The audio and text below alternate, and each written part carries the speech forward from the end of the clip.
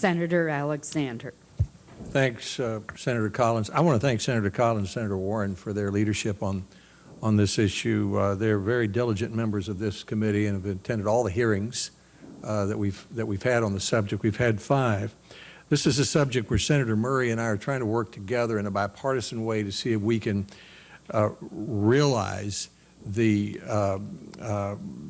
promise of electronic medical records. Our goal is to put patients first. We want to make sure that these massive changes actually work to do that. We've formed working groups that are bipartisan to achieve that, and as you can see from the attendance at this hearing, there's a lot of interest in it. Today I'd like to use my time to make a statement before I ask a question. I might add that in our work together, we've also been working with the administration, with Secretary Burwell, with the Office of the Coordinator. And my goal, anyway, is to make sure that we implement a electronic health record system as efficiently and effectively and as rapidly as we can in a way that genuinely helps patients. Which leads me to my statement. I believe we should delay until January 1st, 2017, making of the final rules for Stage 3 of the federal government's program to require doctors and hospitals to create electronic health record systems. I believe then that the Stage 3 requirements should be phased in at a rate that reflects how successfully the program is being implemented. I believe also that the modified rules already proposed for Stage 2 of this program should be adopted immediately because it will help most doctors and hospitals comply with the government's requirements. Patients need the interoperable system that we just talked about that enables doctors and hospitals to share their electronic health records. But the government, doctors, and hospitals need time to do it right. Some hospitals have told me they are, quote, terrified by the prospect of Stage 3.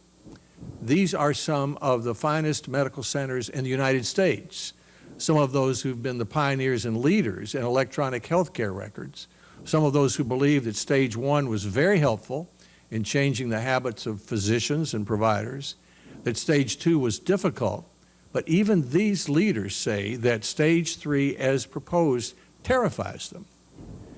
It does not help patients to make these massive changes fast and wrong. It does help patients to do this deliberately and correctly so that hospitals and doctors embrace the changes instead of dread them.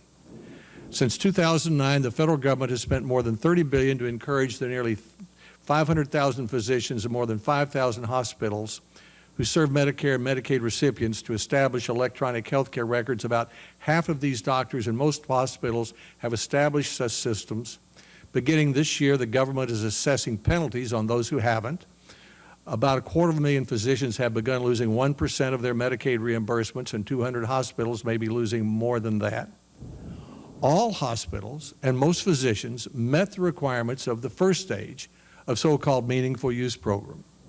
As I said earlier, most of them thought it was helpful in changing habits. Stage 2 requirements are so complex that only about 12% of eligible physicians and about 40% of eligible hospitals have been able to comply. That's why we should immediately adopt the proposed modifications to Stage 2 requirements so that physicians and hospitals have time to adapt to these huge changes, and that we should delay until January 1 of 2017, making the final rules for Stage 3 so that we can do it properly.